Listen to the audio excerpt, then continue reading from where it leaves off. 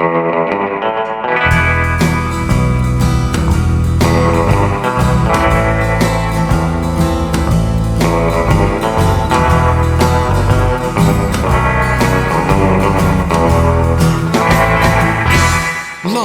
from deep in an underground bunker in East Tennessee, this is America's premier mortgage fuel services expert, Paul Williams.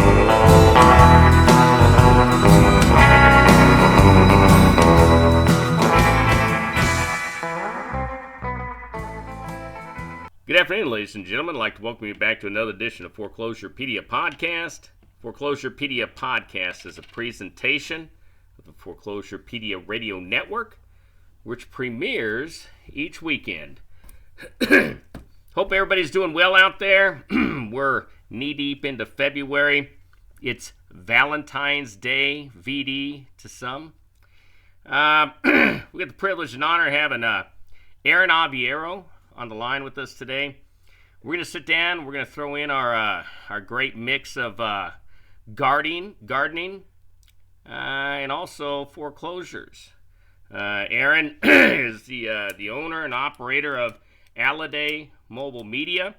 He's a correspondent. He's written some hard-hitting articles about the agriculture industry, about GMO.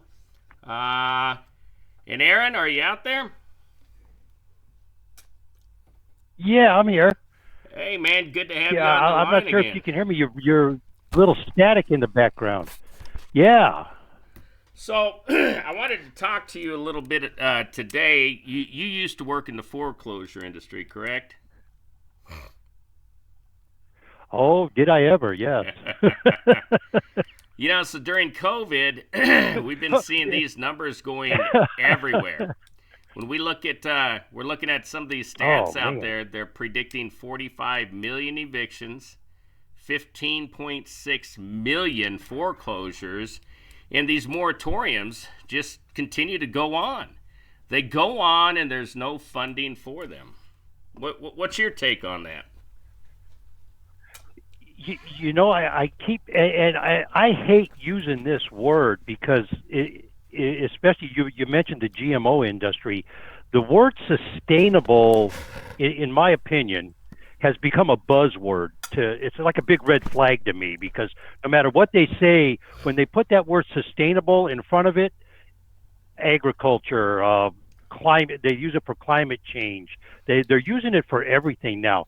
But what is going on in the markets and everything is unsustainable. There's just absolutely no way they can continue down this road of digging a financial hole that they can never dig their way out of. It doesn't. I'm not no economist, but I can crunch a number here and there, and that's what kind of made me famous in the foreclosure industry, if you will. People started listening to what I had to say because I could crunch a number and I could show them, you're only making $3 an hour, dude. Well, why are you killing yourself for $3 an hour? And it doesn't make sense how they can keep doing it and tell you it's going to work with a smile on their face. That's what blows me away. Well, we have roughly 144 million more residential mortgages in America. And about 40% of those are backed by the U.S. government. And theoretically, the U.S. government can do anything it wants. It can jumble the numbers, say you don't have to pay. But the other 60% isn't backed by the government. And that's where I'm concerned.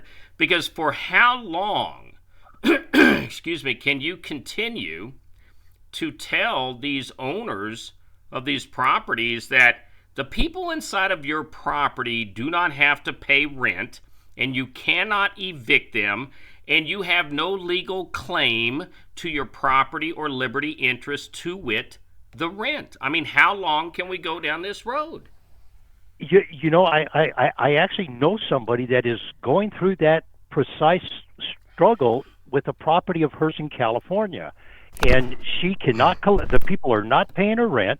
She has a mortgage that she has to pay. She can't evict these people, and she's stuck in the middle. They're not paying bills or utilities or anything, and she's stuck with everything. And that I don't know, man. It's like I'm saying, the policies that are in place right now, and especially we just had a massive layoff of like 100,000 people or something with a couple executive orders. How do you increase your unemployment levels that high, that fast? And it doesn't make any sense to me, because if any, again, I'm not an economist. I'm just I know how to crunch a number, but I do know this: when there is a social program, that social program is paid with by me and you. We go out, we work, we pay income taxes. The government takes taxes out of our checks.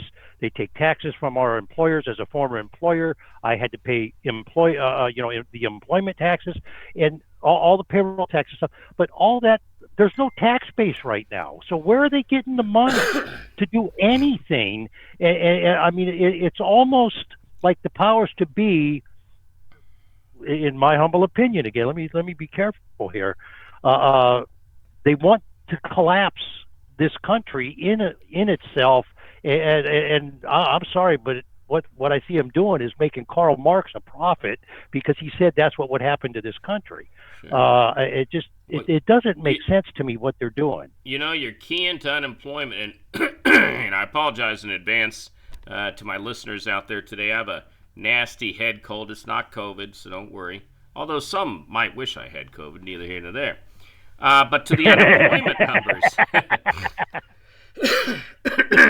so this comes from, and this is something interesting about unemployment numbers, right? So we have the Department of Labor, and they cook up a set of numbers, but then you have what's called the Bureau of Labor Statistics, which is an internal division, I guess you would say, of DOL.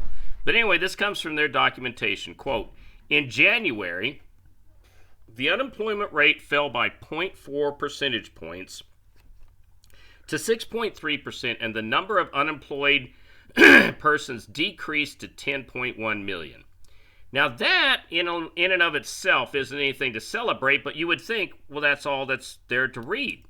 But when you go further into the document, it says, quote, the number of persons not in the labor force whom currently want a job at 7 million edged down in January. But here's the kicker. These individuals were not counted as unemployed because they were not actively looking for work. So how are you going to cook the books by 7 million? But look, it gets better.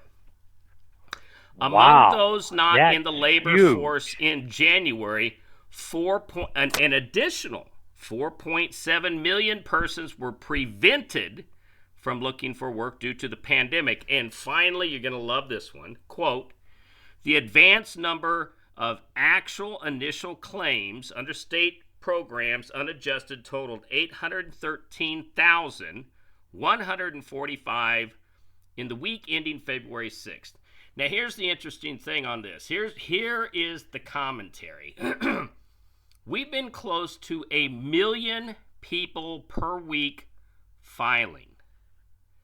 So anybody out there attempting to say the economy is doing better, Wall Street and the economy are the same, they're full of shit. What say you? Those numbers you just gave are almost 22 million people.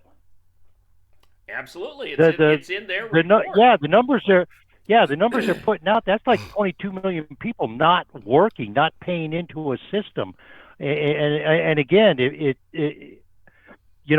like, okay, we're going to give them a COVID relief bill, and they come up with all these fantastic numbers. $600 and then they're going to is the only thing I've seen. $1,200 and $600 is the only thing I've seen mailed out. Now, by the same token, financial institutions, hedge funds, special interests. $10 trillion. Oh, Egypt, Malaysia, all these other foreign countries getting our money too, which doesn't make any sense to me either. But I won't get into that. That's a subject for something else. But I mainly wanted to let the Foreclosurepedia Nation know the actual numbers that are cooking around there. I wanted to get you back on. I love speaking to you. By the way, ladies and gentlemen, this is Aaron Aviero. He's the owner and proprietor of Alliday Mobile Media. He's a correspondent. But I'm going to tell you something that's good that Aaron knows. That's gardening. And that's what I want to talk to you about. Even though we're seeing these crazed ice storms and pileups everywhere, look, spring's around the corner. Now, I wanted to get your take on what people could be doing right now who are just closed in and going crazy. Let's talk about spring coming and what you suggest for the planting season coming up. You know that it is. We're probably looking at maybe 4 or 5 weeks before that weather starts shifting. I know they pulled a little rodent out of his thing. He saw his shadow, and right now where I am here in the Midwest, it's like 3 degrees outside. So I don't know where all this warming crap that little girl up in Iceland's talking about that looks out the one eyeball. But I think you're talking about the girl from Sweden, but that's neither here nor there. Yeah, the Greta girl that thinks she knows something about the climate, you know. Yeah. I mean, you hear all these people talking about. If I'm not mistaken, 20 years ago, somebody told us that we were going to have catastrophic floods, and then he bought a $10 million home or some crazy thing on the ocean. Anyways. No. Now, ladies and gentlemen, let me interrupt, Aaron. Let me interrupt you right there. There was a man by the name of Noah, so we can't discount the flooding, can we?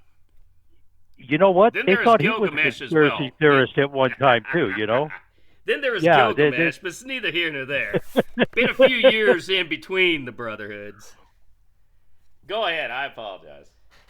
Anyways, no, I mean, I don't know if your ground is, what you can start doing. If your ground isn't frozen solid, you can start turning it right now and getting it ready. You can start laying mulch in it, any kind of, one of the things that people do is they'll overindulge in fertilizers, and it'll burn their plants. And if you start like preparing your soil and getting your areas ready now, the excess will leach all the.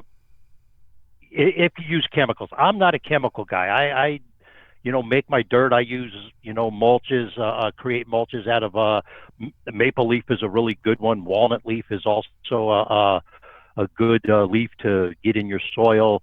Coffee grounds and eggshells. That is a really tremendous mix to put in your soil that will put different nitrogen, potassium, calcium into your soil.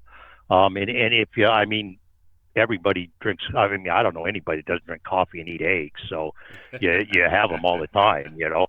But I don't know, Los Angeles, those vegan outfits, you just never know. That's a whole different planet you're talking about there, man. I mean, holy Toledo. But no, any kind, it's funny. So how about, I was just how about inside the house? I'm cooped up. I'm in Des Moines, Iowa, where I hear that Santa has taken off his list because it's far too cold. What about in Des Moines, Iowa? I'm inside my house. What could I be doing? So, I mean, I want to grow some peppers.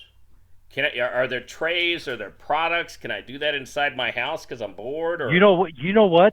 You'll find them. I was just at a Lowe's yesterday, and they have all kinds of stuff, and they even have.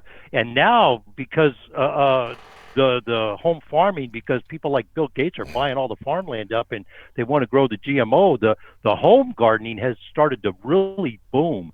Yesterday at Lowe's, they had these little tray setups with heating pads.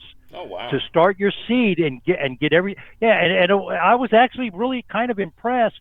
The little kits, the starter kits they had, and they were already in packages and everything, the seeds and in the pots and everything with the heating pad. The heating pad was like $25, and the starter kits were like $20 a pop. So it was something that you could get into real easy. Myself, yes. I do everything from seed, and I have these little what they call trays.